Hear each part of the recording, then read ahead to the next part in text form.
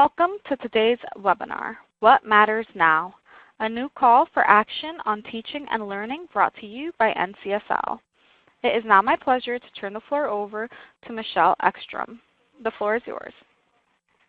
Good afternoon, everyone. This is Michelle Ekstrom from the National Conference of State Legislatures. I'd like to welcome you to our webinar today, What Matters Now? A new call for action on teaching and learning. This is one of the webinars that we're going to hold in a series of webinars. We feel like it's really important for us to continue to provide you information on the hot topics that you're addressing during your legislative session. And so we want to make sure that you have the opportunity to hear from experts and have the opportunity to get your questions answered during this important and busy time.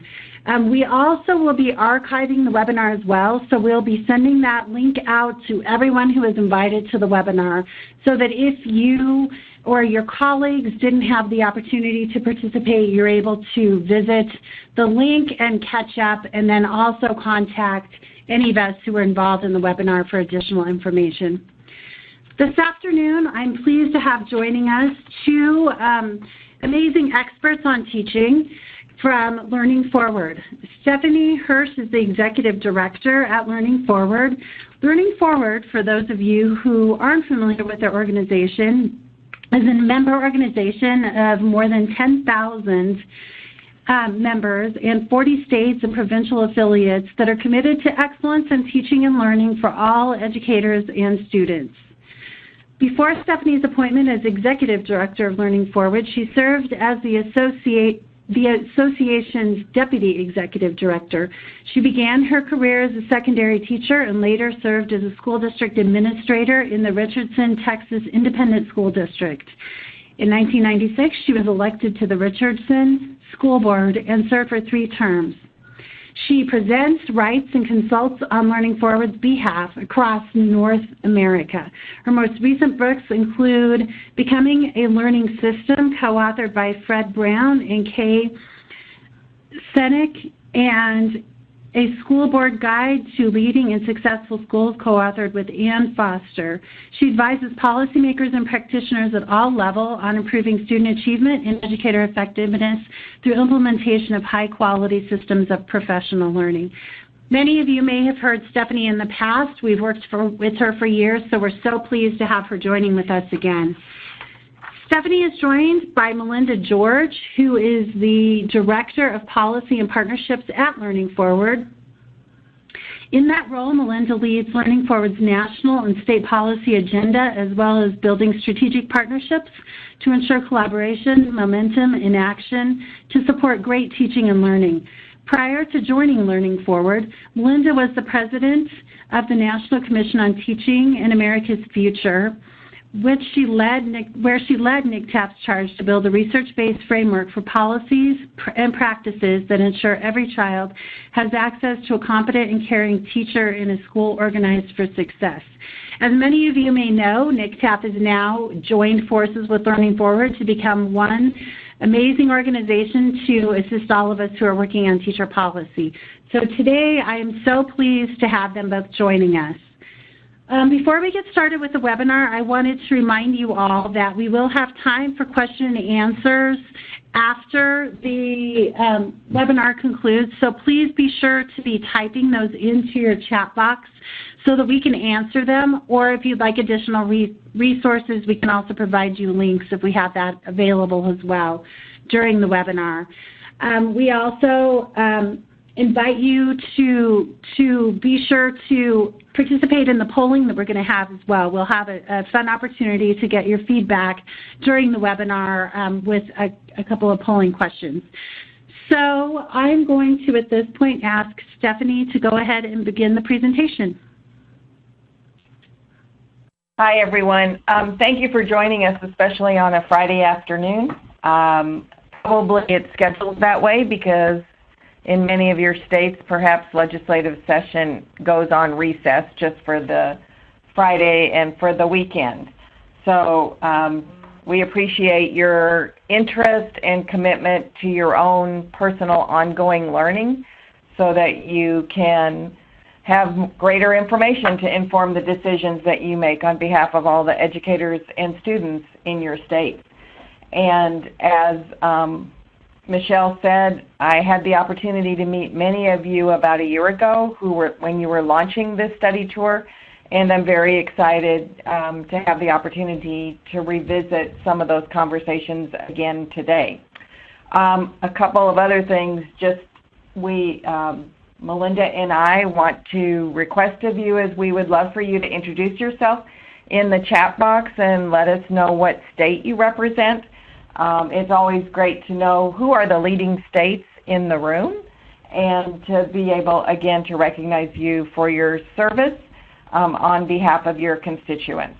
And we also want to invite you at any time if you have an observation about something that we've shared or just something related to it or a question that you hope we might address through the presentation, then we invite you to record it as you think about it, and we can certainly return to it at different question and answer sessions during the conversation.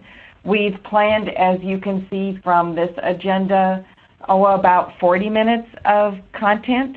Obviously, we're going to respond to your questions, and we want to make sure we left enough time at the end to give an opportunity to respond to questions, but also for you all to have your own conversations during the webinar. I have found in my last few webinars, what's been particularly exciting is when people kind of raise their questions and someone in another state actually has a resource or an answer, and so it's almost like something that we're all very accustomed to, that we multitask even during the webinars as well. Here's an overview of our agenda.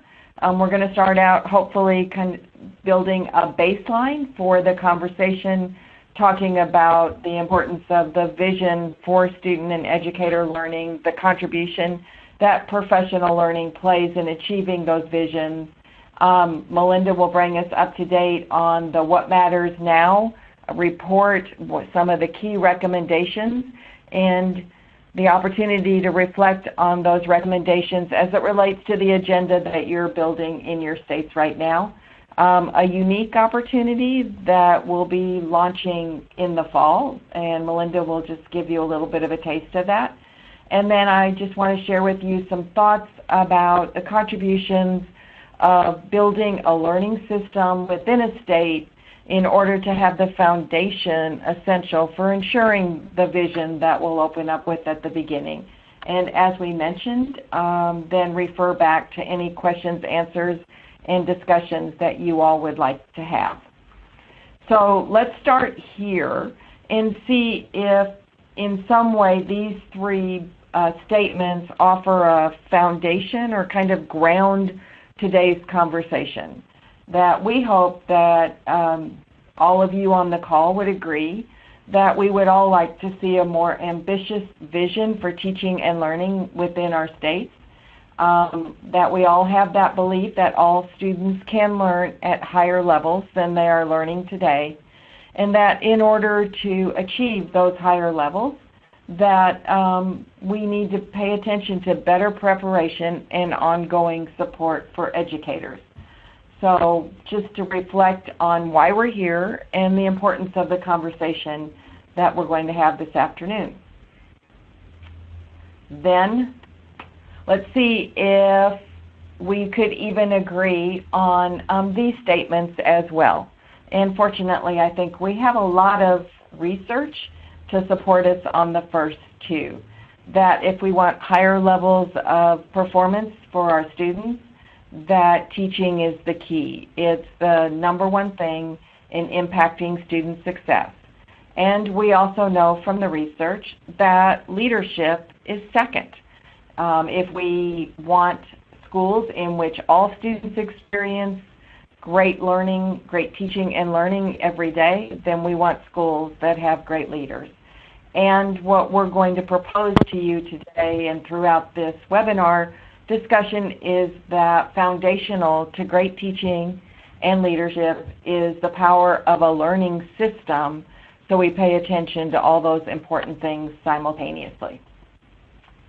And when we talk about learning systems in relationship to the roles that you all serve within your states, I invite you to think about the notion that great learning systems ensure alignment of policies and practices from the state house to the schoolhouse, that everyone within that system can recognize the coherence or how things fit together in order to get the best possible results, and that everyone feels engaged as well as committed to the outcomes that you're trying to achieve through that system. And we all know the consequences of places where things are not aligned, where things are incoherent and fragmented, and where people feel disengaged and disinvited from systems. And so the goal, and you all being,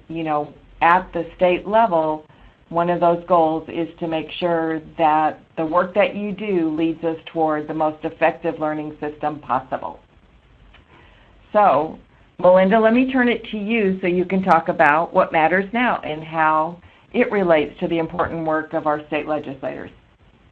Great. Thank you, Stephanie, and thank you, Michelle.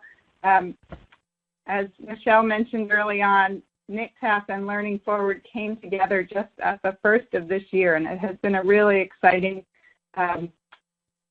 joining of forces because there's so much alignment between what both organizations were doing separately and now can do together. This report, What Matters Now, a new compact for teaching and learning, was actually developed in August of 2016, so just about 6 months ago. And the NCTAP Commission, who at that time was led by Secretary Richard Riley and former Education Commission of the State President Ted Sanders, released this new report because they recognize that we are really at a moment in time in this country where the education landscape is shifting and learner and teacher demographics are shifting. And they wanted to use their convening power as a commission to help educators capitalize on this shift by creating this new compact with teachers. We know that the world in which teachers and students are learning has changed dramatically, yet education systems in most places are slow to change to meet these changing demographics. And so the Commission conducted an 18-month investigation to produce a set of recommendations based on research and evidence and including examples of where these critical conditions are in place. I will say as a note, one of the most exciting things has been that we really found that elevating these positive examples and exemplars in different areas of education does make a difference. And we would encourage all of you and your state positions to continue to do this and to adopt a similar model of letting people know about the really powerful and important things that are happening in education in your state. I also want to mention that there are actually 2 reports.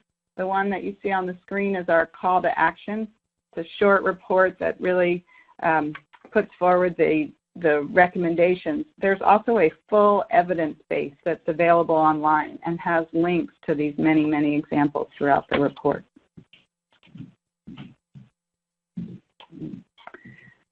What Matters Now puts teaching and learning at the center of the education focus and calls for new student learning, new learning environments, a new organization of teaching, and a new system to support teaching.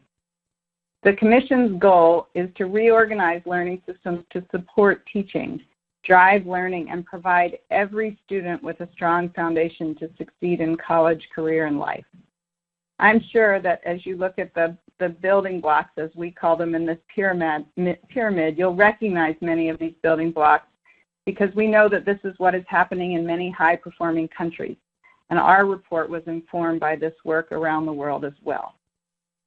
The Commission is really clear that there's an urgency to these recommendations, and it lays out a role for policymakers at every level.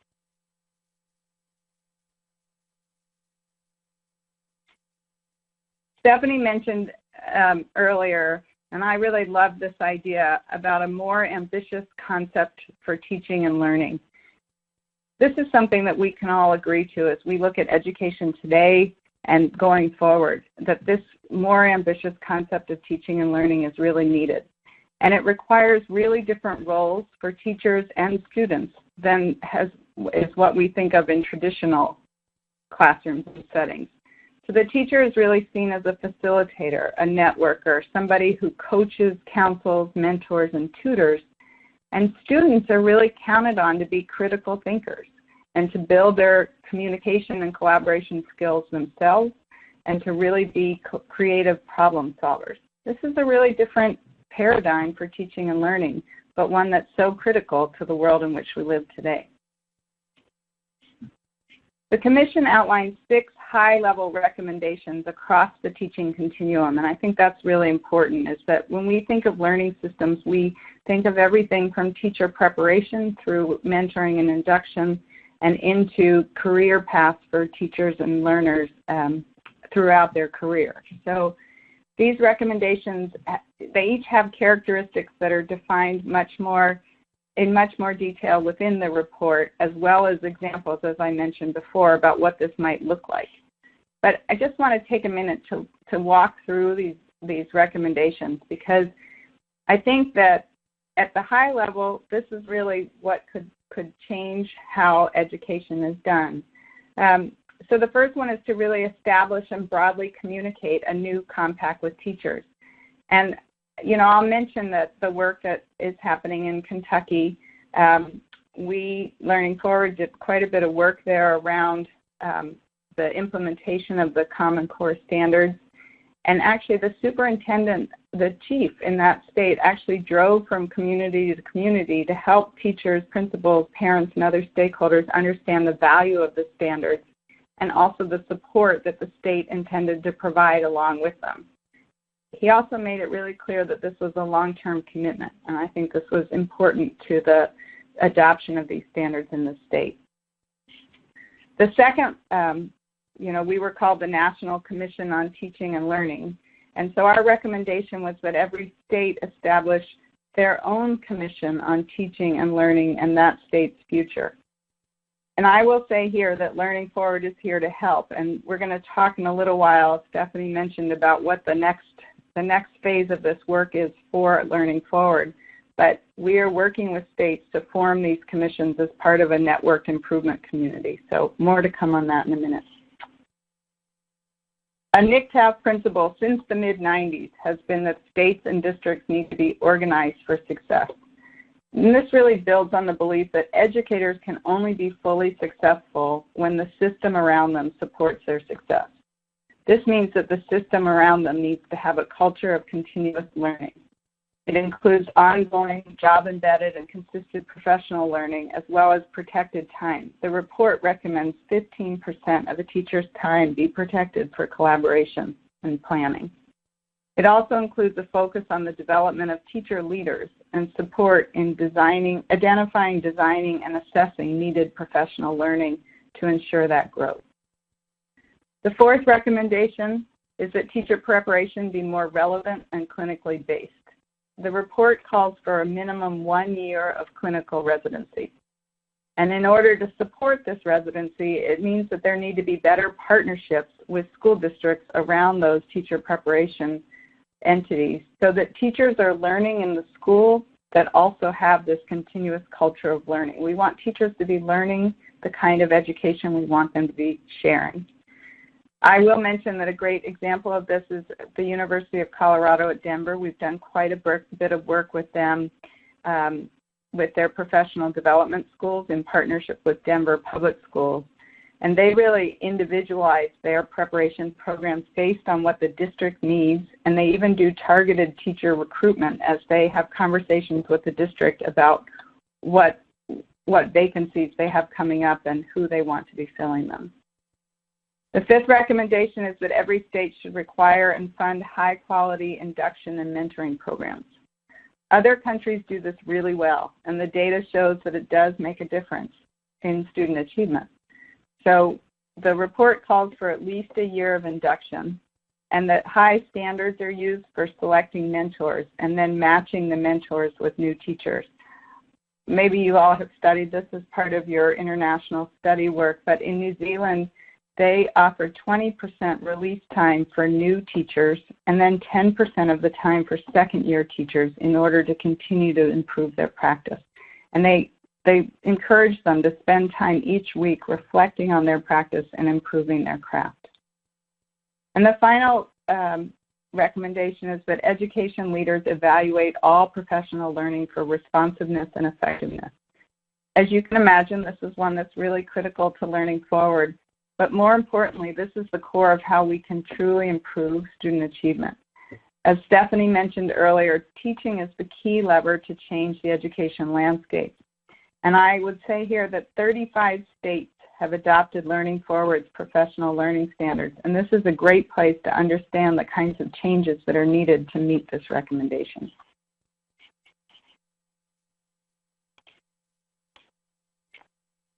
So we mentioned that we would give you a taste of what's coming next. NCTAF and Learning Forward are really proud to stand behind the recommendations that are in the report. And now we're focused on how do we move from these high-level recommendations into true implementation in the states. And so we're in the process right now of developing a state network amongst states that are committed to putting teaching and learning at the center and putting policies in place to support a more ambitious concept of teaching and learning. So each state will have a leadership team that convenes around problems of practice, and we're going to use the Carnegie Foundation's Network Improvement Communities, or NIC model, and the states will work in 90-day cycles to address the most critical needs. They will also work across states so that states can learn from one another, much the same as you all do in your study groups. We're looking for states that are working to build these commissions on teaching and learning to learn from one another and share and improve across all states. Learning Forward will facilitate a review of the state's strengths and opportunities through an asset mapping research process, and we will then support the state's intensive work through research, convening, dissemination, and the development of tools and resources. And I would put in a plug here that if this is something that your state might be interested in being part of the What Matters Now network, we would encourage you to reach out to either Stephanie or myself, and we would love to have that conversation. So we want to pause here for a minute and ask you to reflect a little bit as you think about the recommendations that the Commission has put forward, and then this idea of bringing a state network together. I have 3 questions that I would love for you to give a minute of thought to and then respond in the chat box. So has your state been engaged with a network, a interstate network similar to this one? And if so, give us some advice. What characteristics made it successful? And I guess if you were asked to be part of the What Matters Now network, what would you want to achieve through your engagement in the network? So I'm going to be quiet for a minute and ask you just to put any thoughts in the chat box so that we can begin to share amongst each other.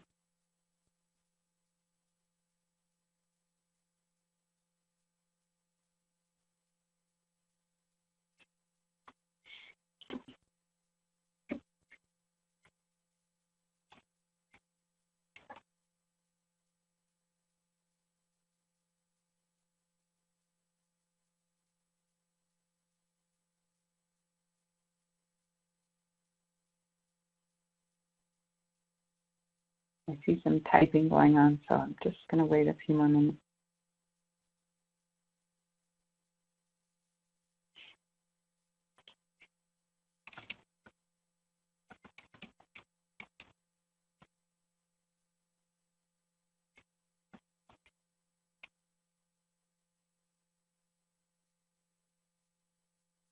Well, and I assume that NCSL International Study Group is a type of network. And so what are some of the things that have made it successful and helpful to the members who are on the call today as well?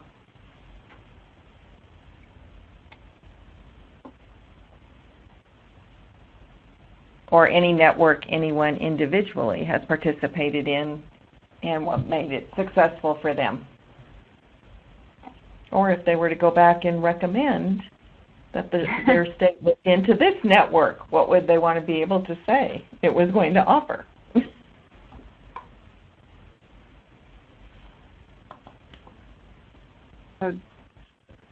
Todd mentioned that this is reminiscent of what's happening in Delaware with the Rodell Foundation.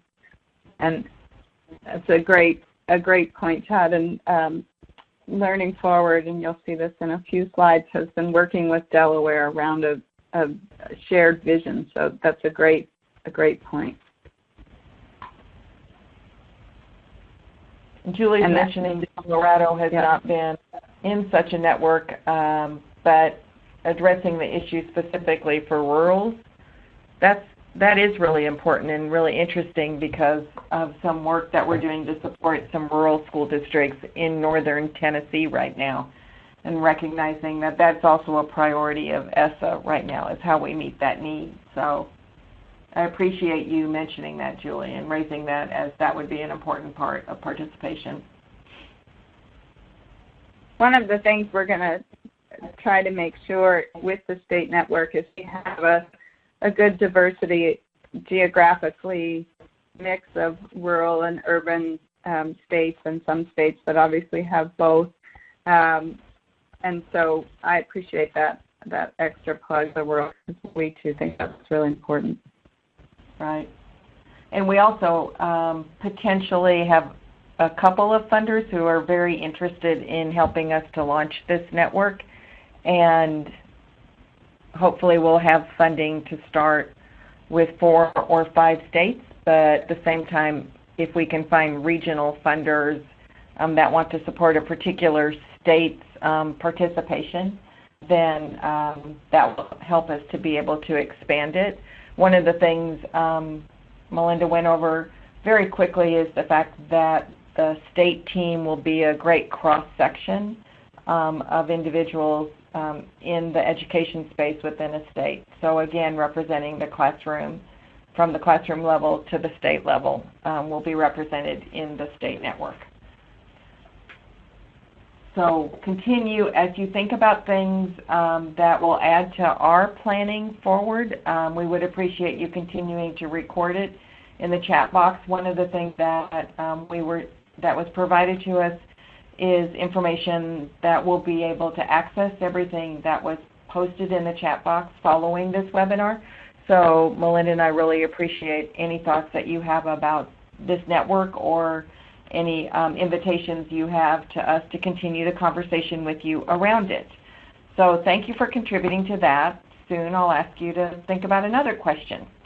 So I want to start this final section with a story, a true story, something related to my service when I was on a school board.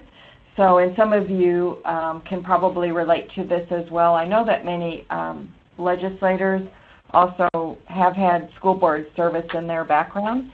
And so I wonder if this ever happened to you, that you're in the grocery store and someone comes up to you and says, you know, next year my child's in 4th grade at Brentfield, and I hear Mrs. Thomas is the teacher to have. Could you please tell me or help me get Mrs. Thomas?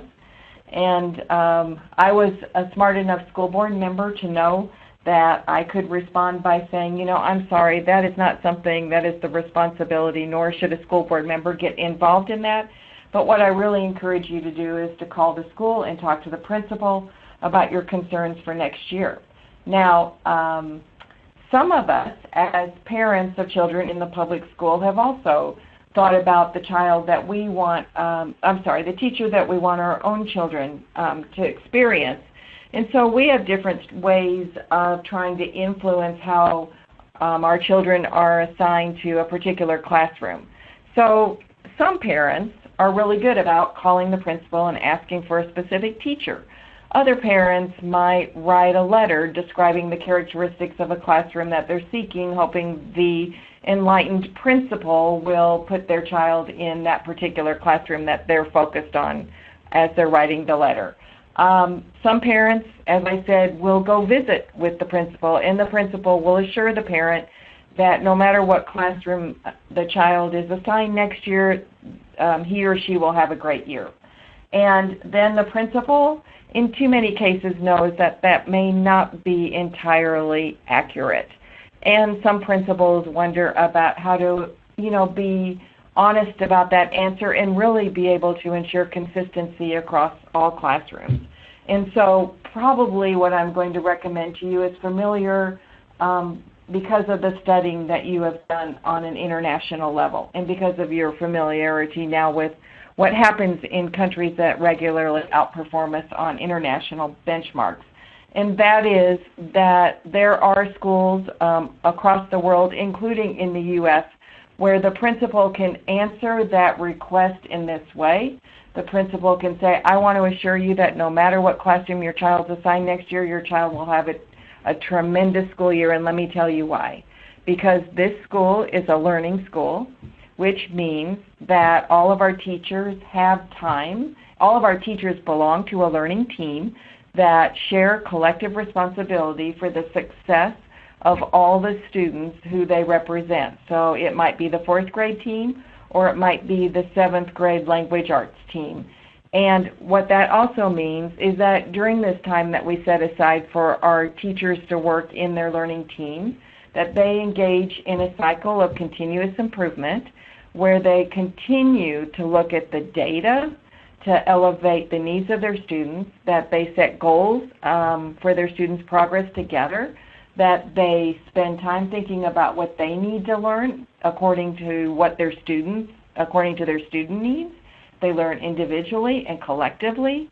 They are committed to applying their new learning in the classroom and supporting each other in the application of new and more powerful practices, that they're monitoring and assessing the impact of those practices, and they're adjusting in order to ensure the success of their students. So you can see, parent A, that no matter what room your child enters on the first day of school, your child is going to have the benefit of all the teachers in that grade level.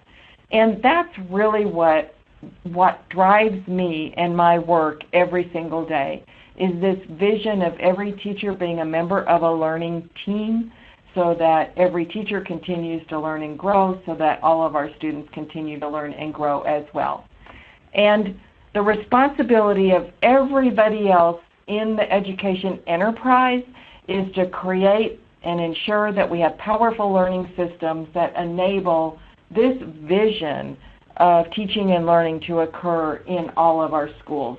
For the legislators and support and the support administrators on the call who maybe are less familiar, don't have an education background, you probably were first introduced to this concept when you read the book by Peter Senge on learning organizations, or then a subsequent book that came out that was called From Good to Great, and how businesses shifted and emphasized learning. And then when you invested in the studies that you did with Michelle around the world, you read about how this is it's not even debatable in other countries. It is just the way it is. When you enter the teaching profession, you expect that a part of every school day is committed to your own learning.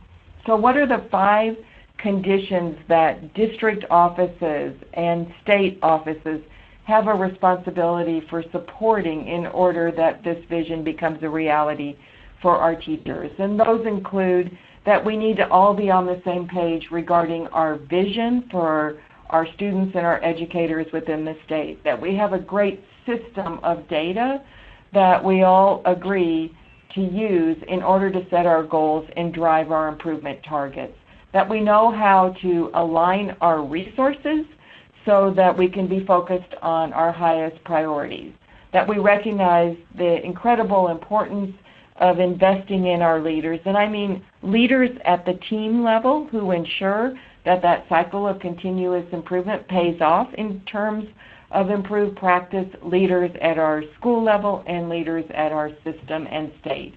And that everything is about how we sustain implementation of the most difficult changes that we need to make, and that we are able to apply the research on change management.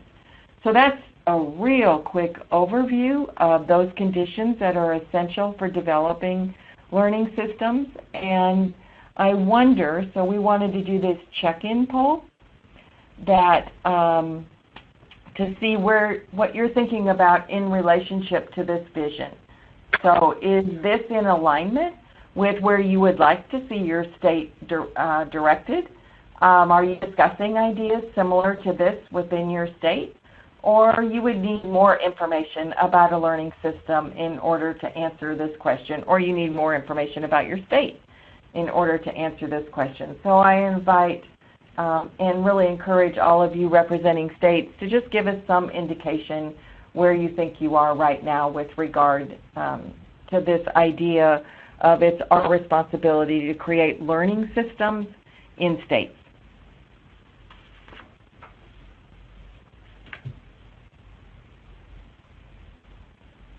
And if you tell me that you need more information, you can stand by because we're going to have some more information and some links to information for you.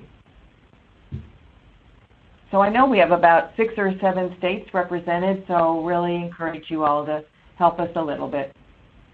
And the poll is right above the chat box, and so what you may have to do is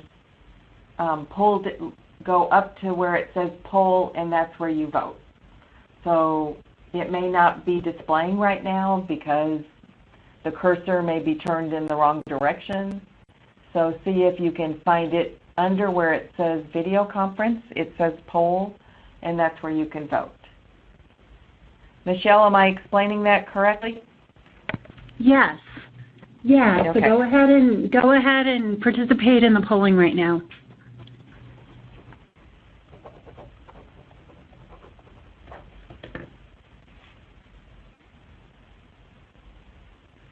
Oh, I love seeing 3 states are thinking about discussing ideas similar to this. So that's great. It's probably as a result of this great study group that you're leading, Michelle. Because this should sound very familiar to what you've been learning about in other countries. So I appreciate you all taking time to respond to the poll. So let's talk about a few things in the new federal law, ESSA, and if these ideas interest you, if you're seeking more information, some places that you might look, and some places to consider moving forward. And I also have a special ask of all of you on the phone today as well. So first of all, if I had another poll, I would love to know, would have wanted to ask, and maybe you can put it in the chat box for me, how many of you are aware that there has been a change to the definition of professional development in ESSA? And the reason this change is significant is because what it really means is that wherever you're using federal dollars within the state, that the federal dollars need to align to the definition. And what's most important about this definition is that at the very front of the definition, it says that professional development means activities that are sustained, intensive, collaborative, job-embedded, data-driven, and most important, classroom-focused. And after it gives this kind of foundational information about what professional development means, it also says it aligns with your state standards, and it allows, there's something in there about allowing for time for this kind of learning. And then there's this really important word. And in the legislation, it has the word "and may include the following activities." Not that it should. It's like all of this right here on the screen is required. Everything after the word "may" is optional. It's according to what your state needs. And the key words up here are the things that I know those of you who talk to teachers hear all the time from teachers is this is the kind of professional learning that they say matters most to them, that is most valuable to them, that occurs in the moment when they need it. It's about their students in their school and their issues and the kind of support they need to raise student achievement. And so in the past, probably the vast majority of the professional learning supported with federal funds probably look like an adult pull-out program. And what this definition offers is that says we can use those federal dollars to support professional learning right here in our schools for the support that our teachers tell us they need most. as legislators, I hope you ask educators on a regular basis, are they getting professional learning that meets this definition? Secondly, across ESSA, there are ways to advance the learning system. And I recognize that some of your states have already submitted their plans to the feds to be able to get your money. But you know, one of the underlying foundational themes of ESSA was a commitment to continuous improvement. That just because we submitted our plan now and were awarded our dollars doesn't mean that we've now abdicated our responsibility to continue to look at our results and to continue to think about how we will improve upon those year after year after year. And because ESSA put the authority back at the state level for advancing these key goals of excellence and equity, I know that the state legislature, the state board, and the State Department will continue to work as partners in thinking about how do we want to create the best educational system and what I would say the best learning system possible. So as you think about how you advance that shared vision and your standards, that you might use that new definition and see to what degree does what you have to say about support for educators align with the vision. As you think about what data you're using in the state to drive decisions about future plans, there's a whole lot of emphasis in ESSA around the evidence base and asking for evidence as the foundation for any recommendations. And I hope that that same practice is occurring within the legislative sessions while you're advancing new requirements on schools and ways to help schools improve, that we ask all of our colleagues to provide the evidence that that's the right direction that we go. In terms of resource alignment, there's more flexibility in ESSA to be able to support the programs that matter most within, and interventions that matter most within our states. And here's where I want to pause and make a quick plug. I'm sure many of you heard about the President's skinny budget, and I'm sure you heard that what was recommended was the entire elimination of Title II and Title IV dollars. And we've been involved in a couple of coalitions as well as doing work on our own to be sure and let our congressional representatives know the devastating impact on states and school districts if those two programs were to be cut by the federal, by Congress.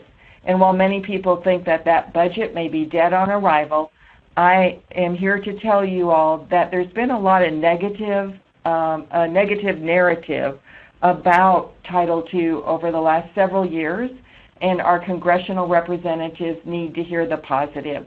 What do states do with Title II, and what has been the impact of the expenditures on educator learning and student learning? And if you want to know more about that, we'll send you a link after the webinar as well. But we invite you to share with us your very best stories of why Title II is so important to your state being able to achieve its goals for excellence and equity.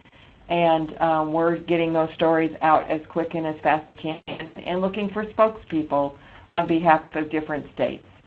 In terms of leadership capacity, your state has the opportunity to set aside 3% to create statewide leadership programs. For example, in rural communities like in Colorado, that might be a purpose for it, and your state's going to need coverage when it holds that money back to create something that benefits across the state. So you might ask at the SEA level if they have kept the 3%, what they're going to do, and how you all can support each other in that. And finally, you all know the importance of sustained stakeholder engagement in the success of achieving those goals. And I know the legislature is so close to people across the state that you have a great pipeline to getting the input that is needed. So Melinda mentioned that we were aware and been working with Delaware, and really proud of a lot of the great work in Delaware around professional learning. And here's an example of a vision from a state for how it thinks about it will support educator learning and educator achievement. And in terms of another resource, we have this fabulous new tool for you. Within each of those 5 areas, you can read more, you are provided more rationale about each area. You're provided a checklist to kind of guide statewide thinking. You're provided with examples of strategies. We give you tools, and we give you additional state exemplars to help you have conversations around the 5 learning system component parts. And again, we'll give you we'll give you the link to that after the webinar. And Melinda also mentioned, and I would encourage you all, and I hope you're aware of the fact if your state has adopted or adapted the standards for professional learning. I always tell legislators, and Michelle will remember when we started doing this work together, that this is your promise to educators that you recognize that professional learning is important, that you want to make sure that they only experience professional learning that's going to help them improve their practice in the classroom and directly impact their students. And one of the ways that you're able to do that is to adopt or endorse or legislate that we use standards to guide the quality of professional learning within our state, and then on a regular basis seeking information from your State Department about the degree to which educators are experiencing the professional learning that meets the standards that you have set for your state. So you can see on this map, and hopefully it's as up-to-date as possible, the states that have adopted the 2011 version and other states that have adopted previous versions of the standards and may need to update their adoptions or have adapted into either policy regulations or legislation, their own version of the standards. So I've been seeing some good questions coming up and wanted to make sure that we had time to respond to some of those. Michelle, do you want to lead us through some of the questions, or do you want us to just lead that? How would you like to proceed? Sure, I can go ahead and moderate that. Great. So I think the first one we'll go ahead and take is from Senator Joyce Elliott from Arkansas. Is there a way to reconcile data-driven with innovation without going afoul of ESSA? I have seen data-driven used so strictly that it drives teaching and learning into the ditch. I don't know how you would want to answer that, or some ideas that you might have for her.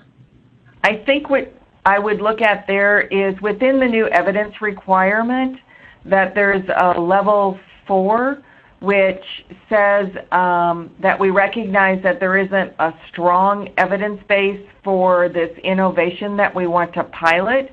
And so what you have to do is set up the conditions for the pilot and what you hope to learn from it and how you will learn from it, so that you have a set period of investment in it, and recognizing that if you don't get the desired outcomes that you abandon the pilot and you move on to the next innovation. So there's a lot more detail to it, but it was set up specifically for that particular question. Joyce, does that help in answering that? And if you go, trying to think, we're going to also be releasing a new report, but there are lots of resources that describe the 4 levels of evidence, the 4 levels of requirements around evidence in ESSA. So we can get you that resource as well. That would be helpful, because I think this is something that I think legislators have a lot of questions around. So we'll be sure to provide those resources to you around that. There is a comment that I think could be turned for sure into a question that you guys could be helpful with. Senator Leonard mentioned that the legislature in Ohio has not been all that involved in professional learning for teachers, and I wondered if both of you might want to comment on the different policy levers or the different ways that the legislature can approach high-quality professional learning for educators. Well, I think over the years there have been a number of ways that states have tried to influence the professional learning for educators. And when we think about just the entire learning continuum and how legislatures affect teacher preparation and teacher relicensure, those are 2 places where a lot of legislators play a big role. And I would encourage every state that if you still have a policy that's around teachers collecting so many hours in order to get relicensed or recertified, that you actually study that to determine and ask for alternatives for determining ways that it's really about how do we recertify, relicense teachers according to their competence or competencies or new skills that they learn rather than just the number of hours they acquire. Another place where professional learning plays a big role, and legislators do as well, is around the career development, career stages of teachers. If you're offering if you have different levels of licenses and then different career development, advancement opportunities, that's foundational to the success of any of that is the professional learning that teachers will receive to be able to move up the career ladder. Another place that legislatures affect professional learning is when they set the number of days for a school year. Often many legislatures say how many days, the minimum number of days that can be used for professional learning, and not give districts flexibility to think about maybe using those days in different ways in terms of counting hours embedded during school days, which can allow you to actually extend the number of school days, but embed the professional learning day time into the calendar. Some states still, I don't know how many still do this, but some used to allocate from the state budget a percentage toward professional learning in school districts. Some states have done studies on the state of educator learning because they want to know about where do we stand in terms of supporting our educators and making sure that we have the most highly qualified workforce, and what are we doing to ensure that they continue to learn and grow throughout their careers. Getting reports on those, presenting your own point of view, asking how you can be supportive of that. I just finished being a member of a task force in Texas around teacher preparation and support, and many recommendations from that are now flowing through the Texas legislature. So that's another way. And in terms of states that have adopted the standards, what I tell legislators is, you can't go out and monitor whether they're being implemented in the way that you hope. On the other hand, you can certainly ask for a report from the state education agency about the degree to which, the standards are being met. And they have to gather that information in a systematic way from educators. Or you can ask for reports from your associations, the degree to which those standards represent the kinds of professional learning you want for teachers within your state. Those are a few suggestions off the top of my head. Melinda, is there anything else you would add to that? No, I think you did a great job of providing sort of that link. In Washington, Sharon, it can become really complicated when we have certification boards and we have state agencies and how we want to ensure that they work together and how clock hours are tied to higher compensation. Some states have actually dismantled that system, and they're trying to create new systems. 3 states are experimenting right now with something called micro-credentials. We're running pilots in Tennessee. There's a very small pilot in Delaware, another small pilot in Florida. But micro-credentials, because they're awarded for demonstration of new competencies and skills, may become an alternative to just awarding hours for just sitting in workshops. And micro-credentials may be what then qualify you for additional positions on a career ladder. So rather than just earning dollars for earning hours, it seems like if we can create a career pathway for teachers that's attractive, requires different competencies at different levels, teachers assume new roles, and then we pay for those roles. It's kind of a new vision that's being put out there by the associations as well as within states. So there's a lot of work in that area, and that's really exciting. And I hope you all within your study group, Michelle, I bet you're looking at that and talking about that as well. And I just noticed that Senator Elliott commented that Arkansas will be doing micro-credentialing next year as well. And we posted a report on micro-credentialing that we did with Digital Promise. It's on our website as well. That's just really good background for states that are considering using pilots and other micro-credential programs. We have one other question that I'd like to get to before our time ends. And this is it's a broader question, but it's a really important one given the context we are in right now. There are many, many states, I think every state has a shortage of some kind in some area, either geographic area or subject matter area.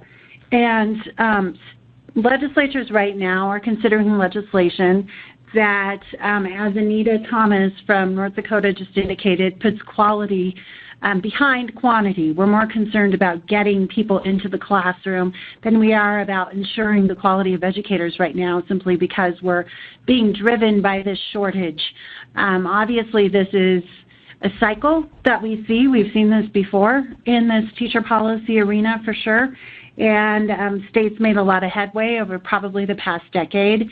Moving away from that, now we find ourselves back in that situation, despite all of the research and all of the information that we have that shows that the policies they put in place are important. They're considering undoing them just to get warm bodies into the classroom.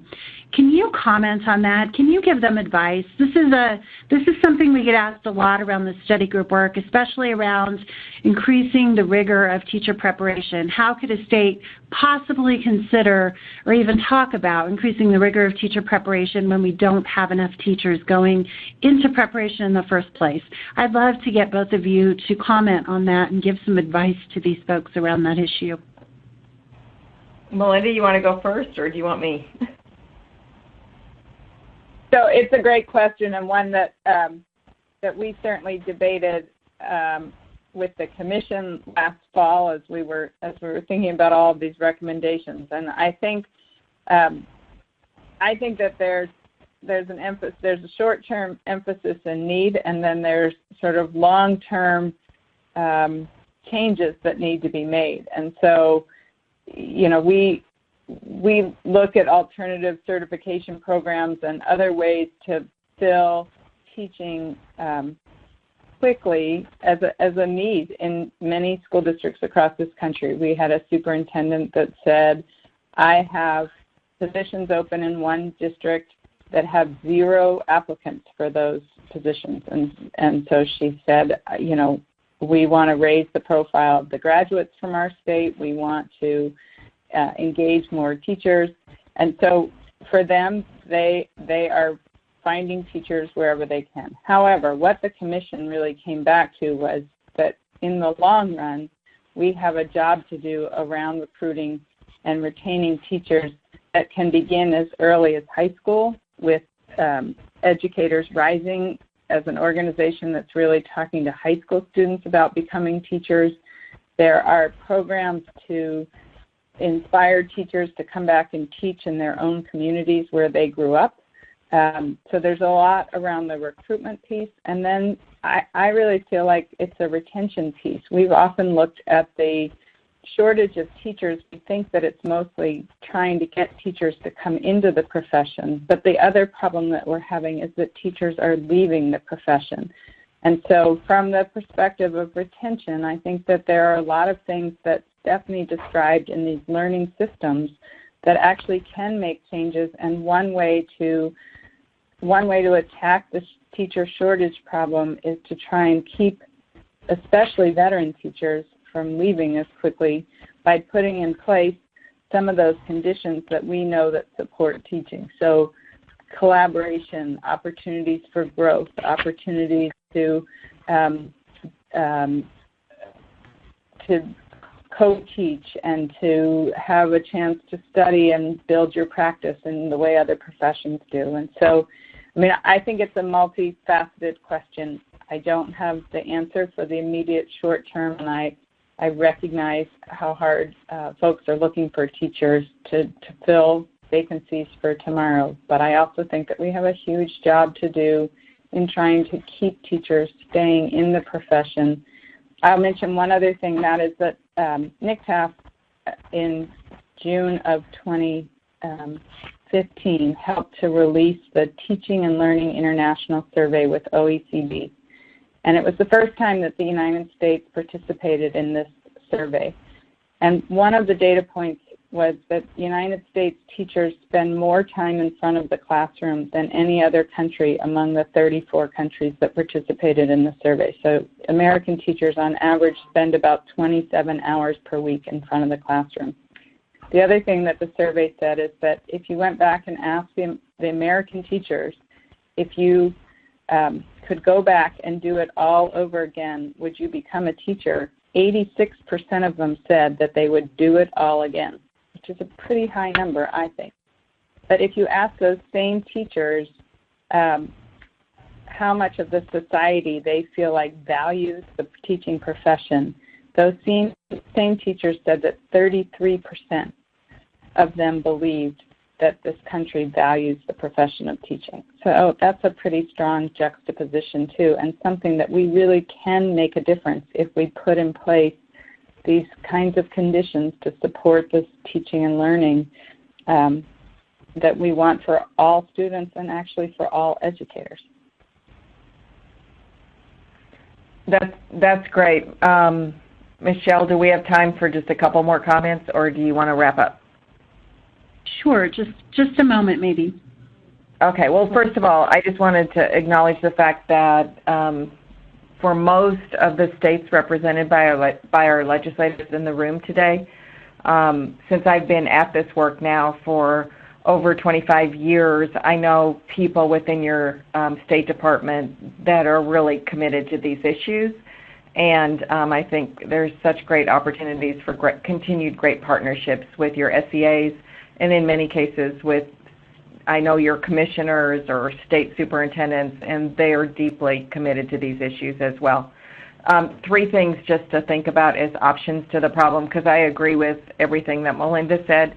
I think one is states may have to take on, and it may be the legislature, the issue of class size, because in some cases maybe we need to, well, and you all know what that issue is, but as a parent, you're going to want your child in a larger class than in a classroom with a teacher who was unprepared to teach them.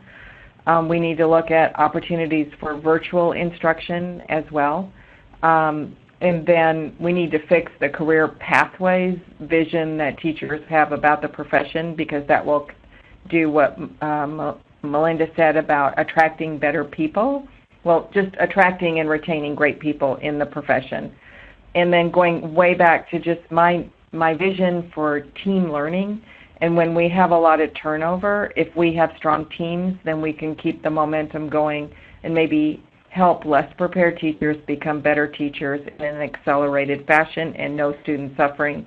And partnerships with all of your providers within your state, like this coalition that we just formed, we had in Texas, really produced a shared vision and understanding about how do we deal with the short term as well as the long term problem.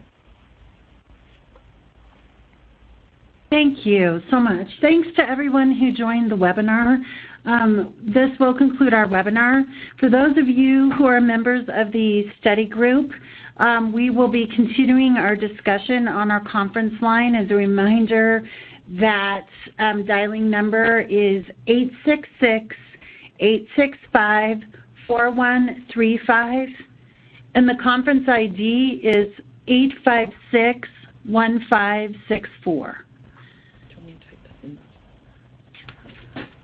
We're going to go ahead and type that into the chat box real quick so that you can quickly jot that down if you didn't get that.